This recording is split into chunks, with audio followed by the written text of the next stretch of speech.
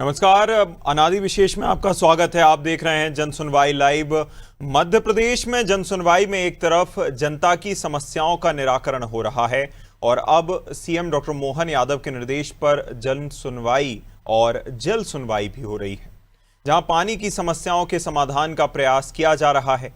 जन सुनवाई में केवल भ्रष्टाचार और बिचौलियों पर लगाम लगाने में सफल रही, बल्कि इसने जनता और शासन के बीच आपसी समन्वय को भी नई मजबूती प्रदान की है। जहां इस बीच जन सुनवाई के दौरान कुछ लोग अपनी समस्याओं को लेकर विरोध भी दर्ज करा रहे हैं, वहीं समस्याएं भी सामने आ रही हैं। क्या इन समस्याओं का भी इतना ही त्वरित गति से समाधान होगा? इस संदर्भ में जन सुनवाई की क्या स्थिति है, इसका जायजा लेंगे। पहले देखते हैं रिपोर्ट।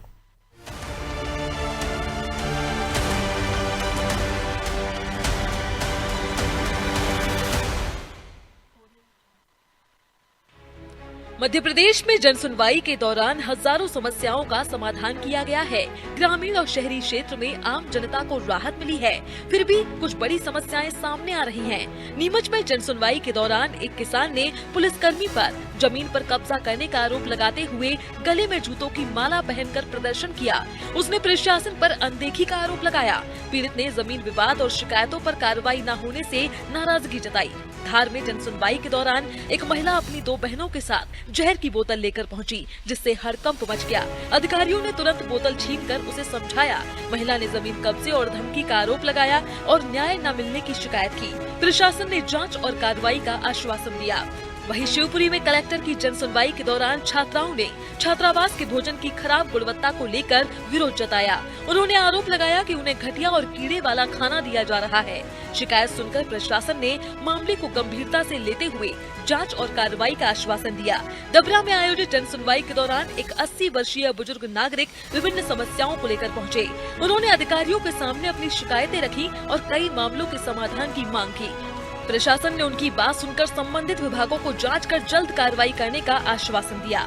वहीं नीमच में आयोजित जन सुनवाई में ग्राम जवासा के किसानों ने न्यायालय में विचाराधीन कृषि भूमि पर कथित रूप से कब्जा करने के प्रयास का आरोप लगाते हुए प्रशासन से हस्तक्षेप की मांग की। किसानों ने सीमांकन प्रक्रिया का दुरुपयोग कर विवादित भूमि पर कब्जा दिलाने की कोशिश किए जाने की शिकायत भी की है। जबलपुर में टैगोर गार्डन की जमीन पर रोक के बावजूद निर्माण कार्य जारी होने का मामला सामने आया है। स्थानीय लोगों ने जन सुनवाई में शिकायत की कि गार्डन के लिए आरक्षित भूमि पर अवैध निर्माण किया जा रहा है। एसडीएम द्वारा रोक लगाए जाने के बाद भी काम नहीं रुका। सतना नगर निगम के वार्ड क्रमांक 17 की महिला पार्षद ने बताया कि मुक्तिधाम जाने वाले आम रास्ते से अतिक्रमण नहीं हटाया जा रहा। तराजू लेकर पहुंची पार्षद ने बताया कि आवेदनों का वजन करीब 700 ग्राम तक पहुंच चुका है। इसके बाद भी कोई सुनवाई नहीं हो रही। इस बात पर नाराजगी जताते हुए कलेक्टर को पत्र सौंपकर धरने पर बैठ गयी। नीमच में बारिश के मौसम में संपर्क टूटने की समस्या से जूझ रहे दारू भाजखेड़ा क्षेत्र के ग्रामीणों ने मंगलवार को जन सुनवाई में कलेक्टर के समक्ष अपनी समस्या रखी। ग्रामीणों ने दारू भाजखेड़ा मार्ग स्थित नाले पर उच्च स्तरीय पुल निर्माण के लिए बजट स्वीकृत कर शीघ्र निर्माण कार्य शुरू कराने की मांग की है।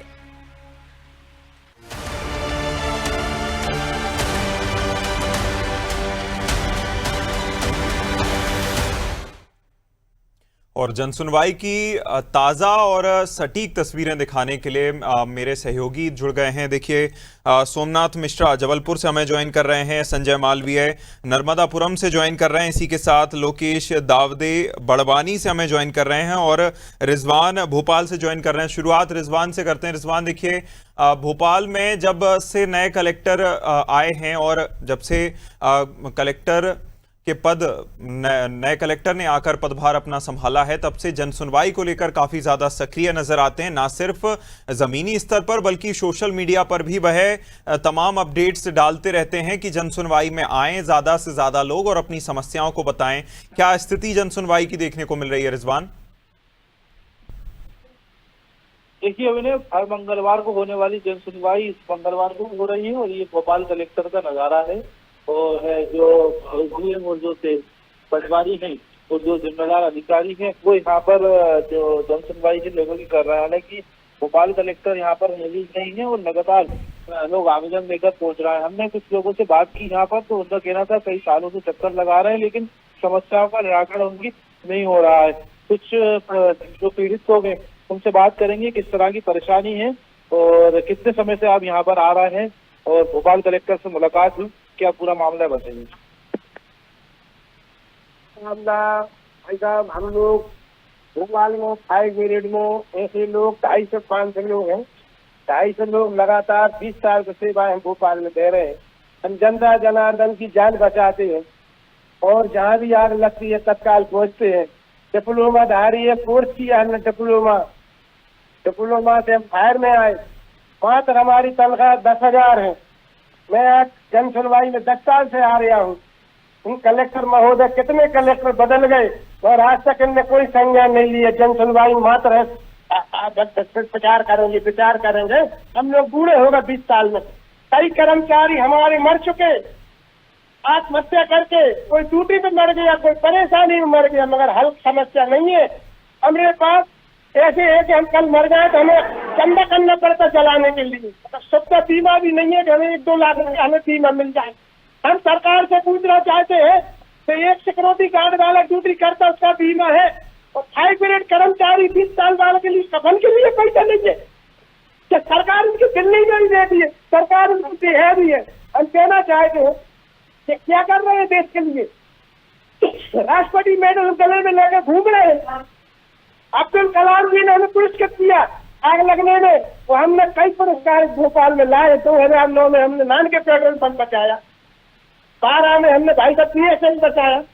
हमें पुरस्कार तो बहुत मिले, अगर पेट के लिए हमें तनख्वाह नहीं मिल रही। हम कहना चाहते हमारी पत्नी हमारे बच्चे भूखों मर रहे हैं, क्या करें।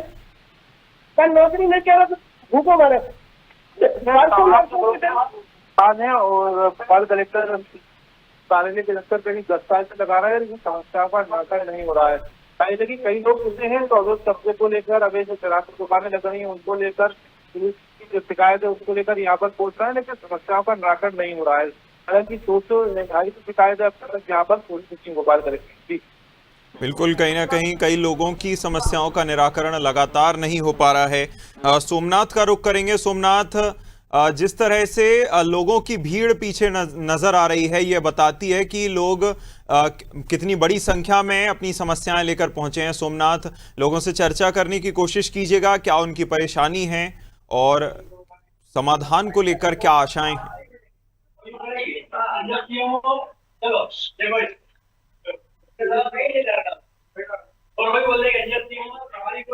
सोमनाथ, आप क्या मेरी आवाज सुन पा रहे हैं? सोमनाथ,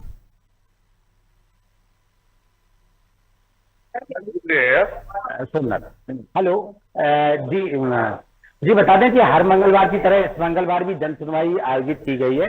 लोगों द्वारा लगातार आप देखने में आ रहा है कि आज जन सुनवाई में काफी कमी आई है। लोग काफी भीड़ कतार में कलेक्ट्रेट कार्यालय आते थे, लेकिन आज जन सुनवाई में संख्या में कमी आई है। और आप खुद देख सकते हैं पीछे जो जन सुनवाई में लोग आए हैं तो अधिकारी बैठे हुए हैं, लेकिन अभी फरियादी कम संख्या में आ रहे हैं। तो ये देखने में आज समझ में आ रहा है कि लगातार जो जन सुनवाई में लोग शिकायत करने आते थे उनकी समस्याएं दूर नहीं होती थी, लेकिन आज की स्थिति में ये दिख रहा है कि उनकी समस्याएं जहां तक निराकरण हो गया है और कम संख्या में लोग आए हैं। तो हर मंगलवार जो जन सुनवाई आयोजित की जाती थी उसमें लगातार दूर दूर से लोग आते हैं, अपनी जो समस्याएं हैं उसको लेकर आते हैं और जिला कलेक्टर द्वारा इसका निराकरण किया जाता है। जिला कलेक्टर राघवेंद्र सिंह बैठे हुए हैं और जो भी समस्याएं लोगों की आ रही है उसका निराकरण किया जा रहा है। जी बिल्कुल, समस्याओं का निराकरण करने की कोशिश की जा रही है।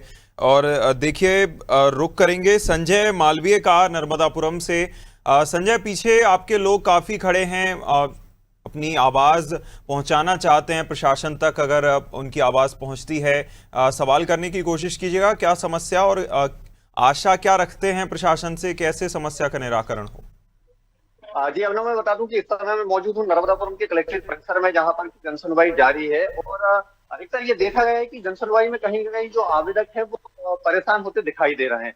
यह जो मंच बनाया गया था, इसमें ये कहा गया था कि जन सुनवाई एक ऐसा मंच बनाया है जिससे कि जो हितग्राही है, जो परेशान हो रहा है, जिनको योजनाओं का लाभ नहीं मिल रहा है, जो ग्रामीण क्षेत्र के जो कुछ लोग परेशान है, जिनका पट्टा नहीं बन रहा है या अतिक्रमण है, इस संबंधित जो आवेदन यहाँ पर जन सुनवाई में आते हैं और जो ऊपर बैठे जो अधिकारी जब जन सुनवाई सुनते हैं तो इनका ये कर्तव्य बनता है कि उन उन आवेदनों पर सुनवाई की जाए। लेकिन यहाँ पर कहीं ना कहीं ऐसा देखा जा रहा है कि जो तहसीलदार है, पटवारी है, एसडीएम है और जो नीचे बैठे जो अधिकारी हैं, उनके द्वारा कहीं कोई निराकरण नहीं किया जा रहा है, जिससे कि जो आवेदक है वो बार बार यहाँ पर चक्कर लगा रहा है और बार बार वो परेशान हो रहा है। अपने पूरे दिनचर्या के जो काम है उससे वो वंचित होकर के यहाँ पर पूरा दिन बैठा रहता है, लेकिन कहीं कोई उसकी सुनवाई नहीं होती है। इसे हमारे बीच में अभी कुछ आवेदक यहाँ पर मौजूद है जिनसे हम बात करना चाहेंगे कि क्या शिकायत लेकर वो यहाँ पर आए हैं और उनकी आवेदन पर अभी तक निराकरण हुआ है या नहीं हुआ है, कहाँ से आया है वो।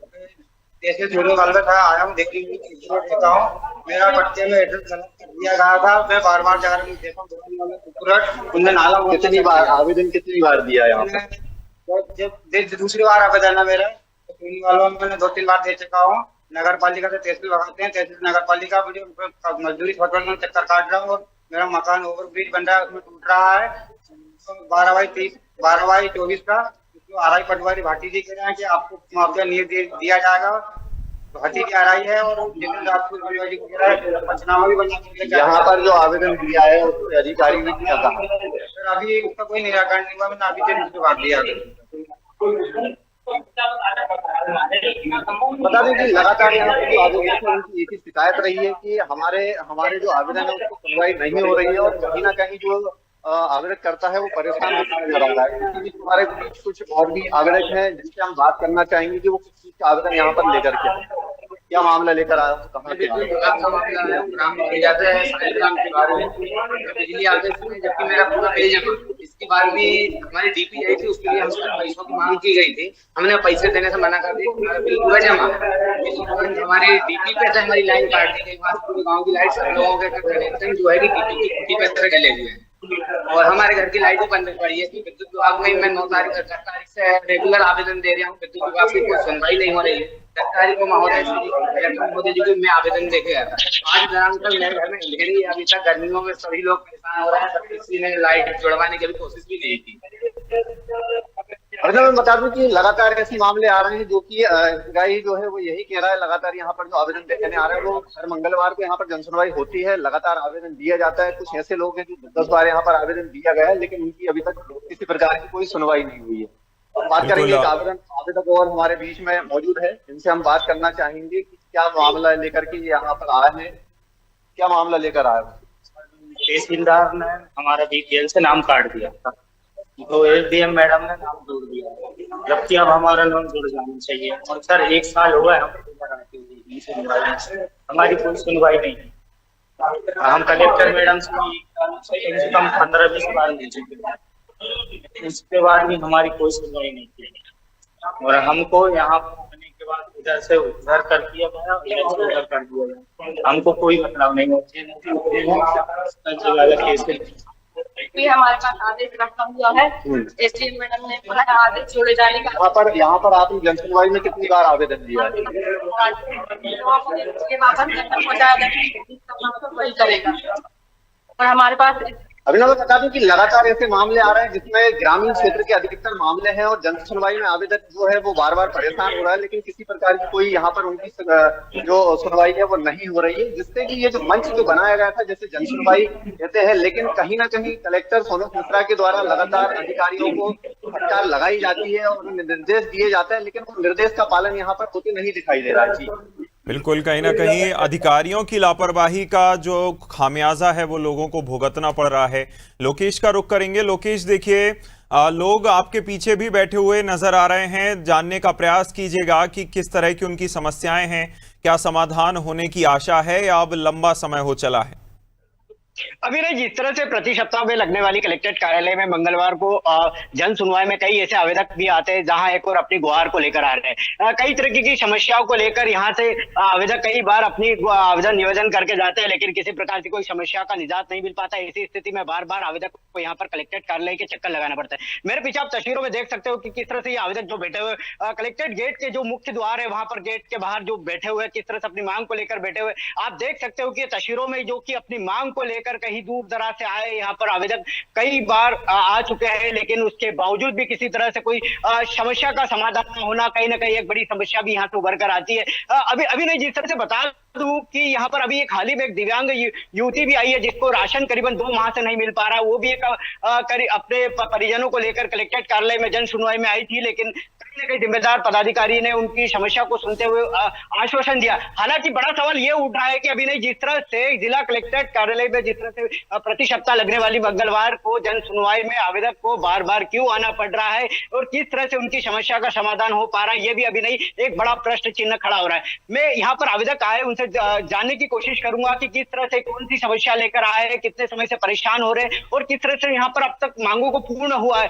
मेरे साथ आप देख सकते हो कि यहाँ पर जो कई तरह के यहाँ पर जिलेवासी भी आते हैं, ग्राम स्तर से लेकर शहरी स्तर तक के यहाँ पर आवेदन आते हैं, चाहे पेयजल को लेकर हो, नहर को लेकर हो, कृषि भूमि को लेकर हो, चाहे विवाद को लेकर, चाहे किसी तरह की समस्त समस्याओं को, शिकायत को लेकर यहाँ पर महिलाएं, पुरुष और बच्चे अपनी मांगों को लेकर आते हैं। किस तरह से उनकी समस्या निराकरण होती है यह भी देखने को मिलता है यहाँ पर प्रति सप्ताह मंगलवार को लगने वाली कलेक्ट्रेट कार्यालय में। मेरे साथ यहाँ पर इस तरह से आप देख सकते हो कि ये जो बैठे हैं तस्वीरों में, मैं इनसे जानने की कोशिश करूंगा कि किस तरह से यहाँ पर क्या समस्या लेकर आए, किस तरह से अब तक कितनी बार दौड़ चुके हैं। क्या नाम है? दीपेश सिंह इलू ठाकुर है। दीपेश जी, क्या समस्या को लेकर आप कलेक्ट्रेट गेट के बाहर बैठे हो? बड़वानी जिले में जन सुनवाई में सिर्फ तो समस्या सुनी जाती है, लेकिन उस पर कोई कार्रवाई नहीं की जाती है। देखो आप 2024 से हम अक्षरधाम कॉलोनी को लगातार जन सुनवाई के माध्यम से जीएम हेल्पलाइन के माध्यम से हम शिकायत दर्ज करा रहे थे और निवेदन कर रहे थे हाथ जोड़ के।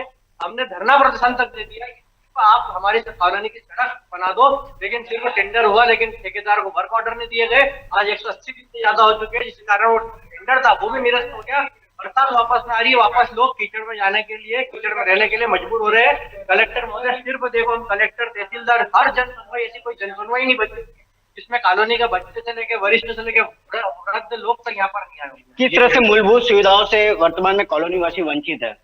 मुख्य रूप से कॉलोनी में जो मेन सड़क है, वो सड़क इतनी बेकार हो चुकी है कि जिसमें आप आवागमन कर ही नहीं सकते। बारिश का मौसम ऐसा था कि वहाँ पर स्कूल की बसें आती है, वो नहीं आती। बच्चों हम जब जाते हैं तो बच्चों के जो कपड़े रहते हैं वो खराब हो जाते हैं। गैस टंकी वाला गाड़ी लेकर अंदर नहीं आ पाता। तो सोचो क्या इस तरीके से मूलभूत सुविधा से हम दूर रहना पड़ता है। अभी नहीं, जिस तरह से यहाँ पर आवेदक का कहना है कि कई बार आवेदन निवेदन कर चुके हैं, अभी हाल ही में बरसात का मौसम भी अब शुरू होने वाला है। ऐसी स्थिति में वहां पर सड़कें न होने से भी कहीं ना कहीं बारिश के दौरान जो कच्चा मार्ग होगा, कहीं ना कहीं वहां पर फिसल संभावना बनेगी। आप पीछे देख सकते हो कि तस्वीरों में यहाँ पर आवेदक भी यहाँ पर मौजूद है, कई तरह की समस्या को लेकर आए हैं, चाहे भूमि विवाद को लेकर हो, चाहे जमीनी विवाद, चाहे जल को लेकर, जल जैसी समस्याओं को लेकर भी ग्रामीण यहाँ पर कलेक्ट्रेट कार्यालय में जन सुनवाई को लेकर यहाँ पर आते हैं। किसी प्रकार से कोई समस्या का समाधान कितना हो पाता है, ये भी अभी नहीं एक बड़ा प्रश्न चिन्ह खड़ा करती हुई आ रही है।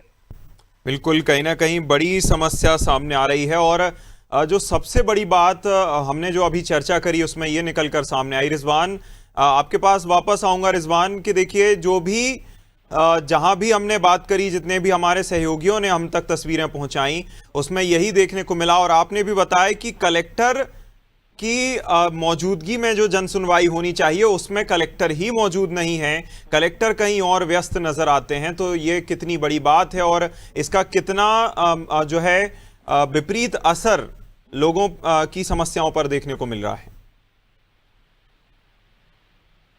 देखिए अभिनय, बिल्कुल जिस तरीके से भोपाल कलेक्टर मौजूद नहीं है, लेकिन लोग काफी परेशान हो रहा है, लोगों को समस्याओं का निराकरण नहीं हो रहा है। अगर भोपाल कलेक्टर खुद जन सुनवाई में मौजूद होते तो कहीं ना कहीं लोग, अधिकारी जिनसे लोग परेशान है, उनको फोन करके समस्याओं का निराकरण होता है।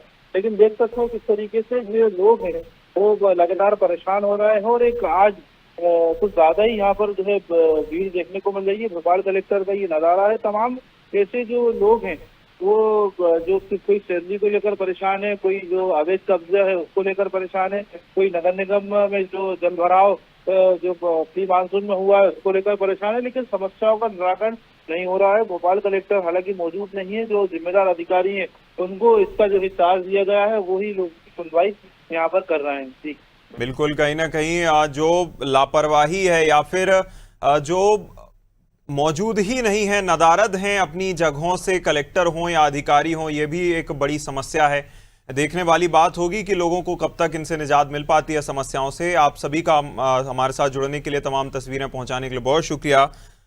जिस तरह जन सुनवाई में कलेक्टर की जो गैर मौजूदगी है और अधिकारियों की लापरवाही है, ये एक बड़ा कारण बन रहा है कि लोगों की समस्याएं बढ़ती जाती हैं। हर जन सुनवाई एक के बाद एक तारीख में बदल जाती है, लेकिन उनकी समस्या का निराकरण नहीं होता।